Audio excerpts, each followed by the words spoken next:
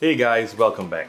So for this week, I actually intended to review a different product, actually a pair of wireless headphones, but I'm gonna push that back a bit because I actually received something just in the mail today and I got really excited. So because this is actually the first phone that we're gonna review on Technobabble, and it's not just any phone. We are looking at the ASUS ROG Phone 2.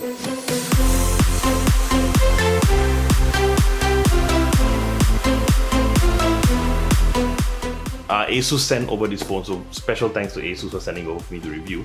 However, I'm not given the full set of gaming accessories. Now, if you're familiar with this phone or if you read up on the news, you know that it's not just the phone, but ASUS also offers a whole range of different gaming peripherals that you can use with this. Unfortunately, I don't have that, so this review is going to be purely on the phone, or rather this unboxing. We'll do the unboxing first, and then we'll do the review hopefully very soon, or maybe about a week from now, where I get a chance to really, put the phone through its paces. But anyway, let's open this up. Now, being a gamer phone already, it's got your not so usual packaging.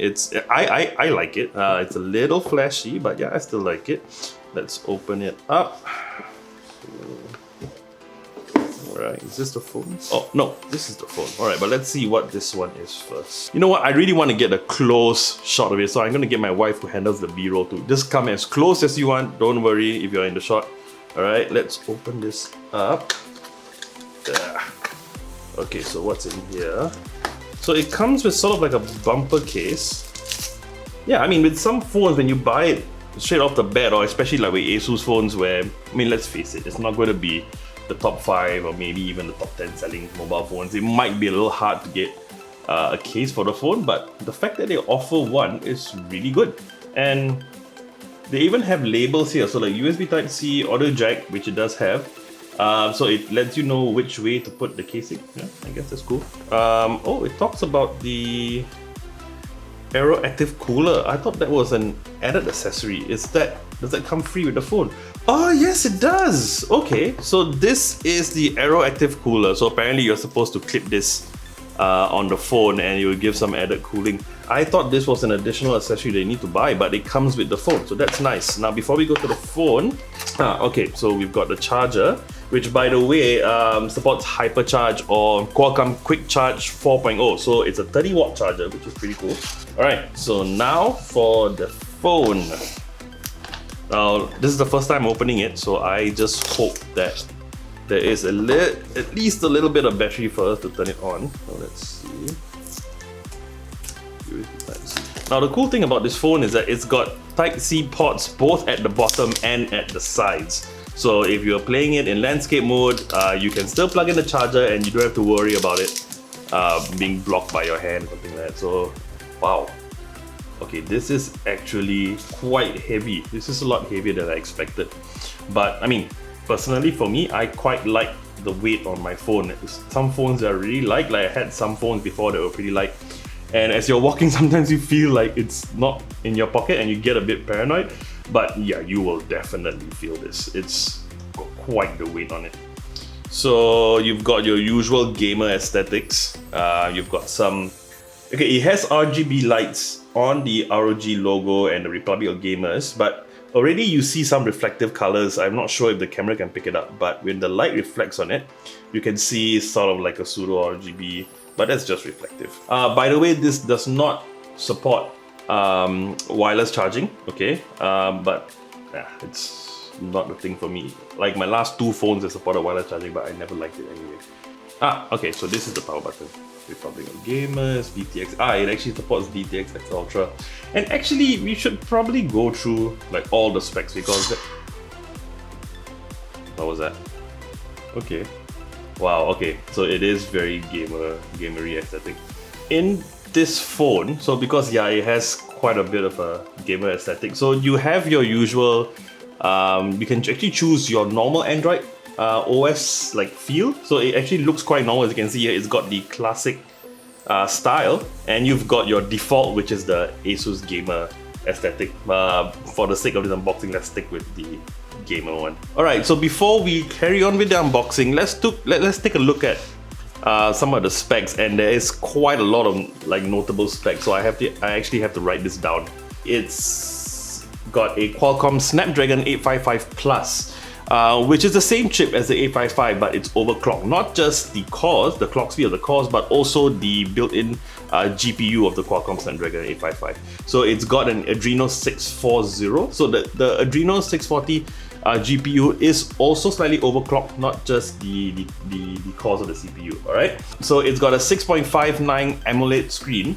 However, it's a full HD screen, or they call it Full HD Plus because the aspect ratio is not 16:9, it's a bit longer, as you can see. So it's got an aspect ratio of 2340 by 1080. Okay. However, looking at it, you can't tell. It looks pretty cool. I mean, for me, I've got the LG V30, and that has a 1440p screen. And it's also OLED. Yeah, it's an OLED screen. But the really cool thing about this screen is the refresh rate. So most phones you're looking at about 60 Hz. So this phone, which is one of only a few phones now that have a high refresh rate. So this has a refresh rate up to 120 Hz. Okay, but although out of the box, I believe it's at 60 Hz. So let's go in and see if we can change it. Yeah, there you go. So the refresh rate right now is at 60. So we're gonna bump it up all the way to 120 Hz.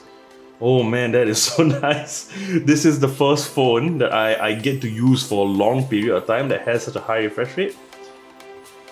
Man, it's one of those things that you can tell almost immediately. That's so nice. Now, of course, like I said, this is not the only phone that has this kind of screen. One of the more popular ones, you've got the Razer phone. And also, like recently, so the OnePlus 7T or the OnePlus 7T or 7T Pro has a 90 Hz screen.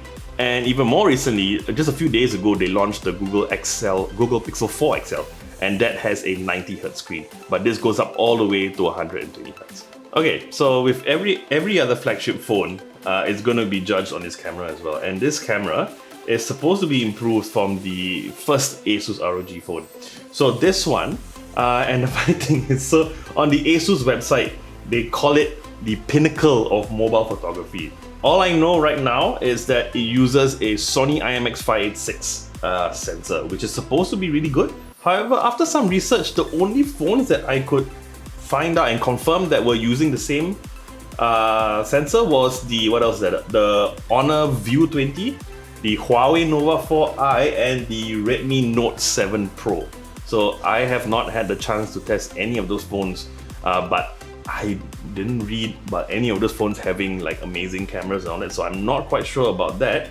Okay, so that was the telephoto lens.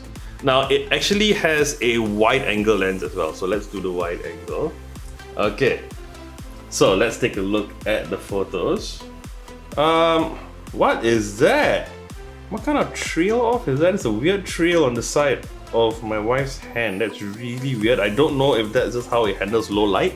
So this is the ultra wide. If you want to compare normal photo and ultra wide, so you can see it's got a much wider field of view. Is that the right word? You see, we've got that same trail at the side. I don't know what that is.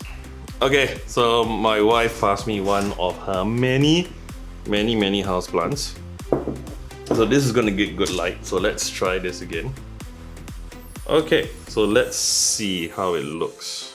You see, automatically it looks a lot better already once it's got proper lighting. So it could just be that it doesn't handle low light very well. And then this is the wide angle. So just to go again, this is a telephoto just to see the difference, and wide angle. Alright, so yeah, it looks a lot better than the photo I took of my wife. Yeah. Okay, so talking about the camera again, so the normal lens, I don't know which is which though. So the normal lens is a 48 megapixel lens, which sounds very impressive, but I mean, I think in this day and age, a lot of people know that megapixels isn't everything. You've got your sensor as well as the software. So like I said, we'll put it to the test. So yeah, 48 megapixel on the normal lens.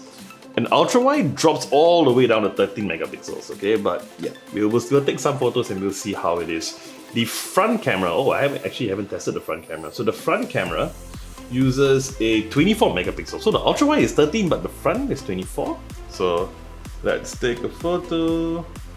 I think it looks okay, passable. Well, I'm saying it's possible because, like I said, I use the LG V30 and that has an atrocious front camera. I think for a phone that is less than 2 years old, it is absolutely horrible.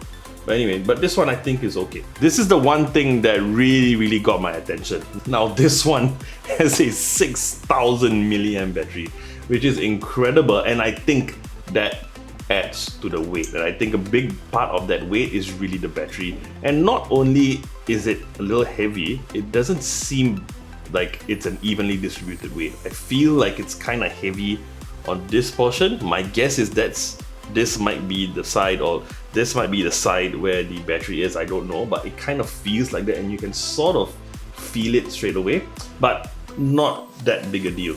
So the storage, like I mentioned, it goes up to 512 gigabytes. Now it's not your normal storage, it is UFS storage, which is a lot faster than your regular eMMC that till this day a lot of phones use. UFS storage, I don't have the numbers with me, but they really are a lot faster. It is almost as good as solid state drive. So the fact that it has it is really good, and I'm sure it adds to the snappiness of games when you play, but we'll have to test that out. So this one has front firing speakers, which is something that I'm not used to actually, because my LG V30, even though they boast it as a super audiophile phone, it has a good DAC, but the speakers are horrible. This one has two front firing stereo speakers, so here and here. That's the volume up here. Okay. Oh, it's loud.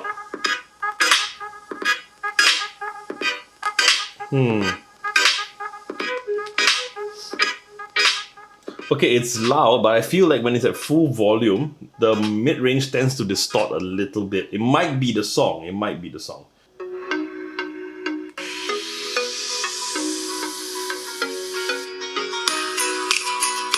Oh yeah, better. Yeah, it's so loud that the whole phone is kind of vibrating. But yeah, at that particular song, it didn't seem to distort. But the first song, I guess audio that has a lot of mid-high range, so maybe looking at about 6 to 8 kilohertz maybe, it tends to distort a bit. Okay, and let's not forget the Aero Active Cooler. I think that's what it's called. So this is supposed to help with cooling of the phone while you're playing games. So you've got a fan inside, okay, small little fan, and it has an additional USB Type-C and the audio jack. Well, on the phone, as you can see, it's at the bottom. So you've got your audio jack and the Type-C, which is actually at the side, not at the center like most phones. So that's interesting. I guess it's when I hold the phone, so it doesn't block, but it is going to block. Although this audio jack seems to be in the way, but I guess that's what this is for. So, okay, so there is a cover here. Wow. Okay, I'm not so sure about this. I was kind of hoping it's one of those that, you know, a part of it is still stuck to the phone so you don't lose it. I think if I had this phone, or I bought this phone, I would lose it in about 2 hours, but anyway. So let's see how this connects. I was wondering how it cools the phone though. I'm guessing this is some sort of like a cooling pad or heat sink. Maybe that's how it cools it. Alright, so let's put it in. Ooh, okay. Oh, so there's RGB on the active cooler as well. Yeah, there you go. So you've got RGB on the front, RGB on the back. But hey, I'm not going to complain. With a 6000 milliamp battery, I'm sure it'll be okay. Okay, so just to summarize, like first impressions, I really like the phone. In terms of specs, it ticks every box for me. Really good, fast chip, good graphics, good weight to it, surprisingly. I know it's not really most people's plus point, but it is for me. Really good screen, buttery smooth. I'm super impressed with the screen. Like I said, I haven't had a chance to test out the gaming peripherals, and I'm not going to get a chance to, so I can only review the phone. This is up there with the other flagship phones in terms of price at least. We're looking at $1,598 Singapore dollars, so that's quite a pretty penny.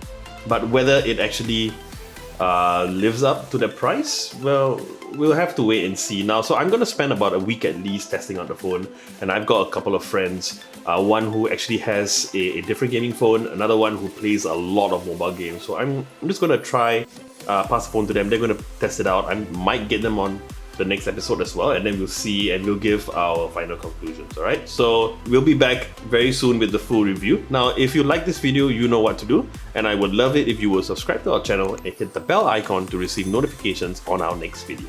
I'm JP, and I'll see you real soon.